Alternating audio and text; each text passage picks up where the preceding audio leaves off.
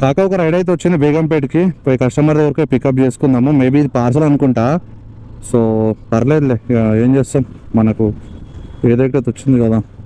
షాపూర్ వచ్చిన తర్వాత రైడ్ వచ్చింది రా భయ్, నిజంగా చెప్తున్నా. అదే ముందు వస్తే అయిపోతుండే.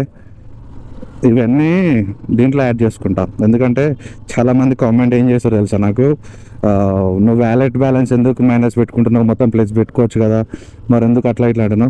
సరే ఏం చేస్తాం, ఇక వ్యాలెట్లు వేసుకుందాం మొత్తం. ఓకే కాక పార్సల్ పికప్ 4th ఫ్లోర్ వెళ్తున్నా, పోయి కస్టమర్ దగ్గర పార్సల్ తీసుకుందాం. మనకు రైడ్లే పడతలేవు అని చెప్తే అందుకోసమే పార్సల్ కూడా యాక్సెప్ట్ చేసిన. జల్ది పోయి కస్టమర్ దగ్గర పార్సల్ తీసుకుందాం. ఓకేనా. నార్మల్గా స్విగ్గీలో కూడా పార్సల్ ఉంటుంది, బట్ ర్యాపిడోలో కూడా వేస్తున్నారు ఈ మధ్య అంటే ఎప్పటి నుంచో ఉంటుంది. మనకి ఇష్టం ఉండదు కానీ తప్పదు కదా. చూడండి పార్సల్ ఎట్లా పికప్ చేసుకోవాలో మనకి ఫస్ట్ చూపిస్తాను అనమాట. పార్సల్కి ఫస్ట్ మనకి పైన అమౌంట్ చూపిస్తుంది, మనకు ఇన్ని కిలోమీటర్లకి ఇంత అమౌంట్ మనకు వస్తుంది అని చెప్పేసి చూపిస్తుంది. కస్టమర్ దగ్గరికి రీచ్ కొట్టిన తర్వాత మనకి కస్టమర్ లొకేషన్కి వచ్చిన తర్వాత మనం రైడ్ దగ్గరికి వస్తాం కదా, వచ్చిన తర్వాత మనకు ఇంటర్ఫేస్ ఇలా కనిపిస్తుంది. సో కస్టమర్ డీటెయిల్స్ కానీ ఆర్డర్ ఎట్లా పికప్ చేసుకోవాలి చూపిస్తా. ఓకే.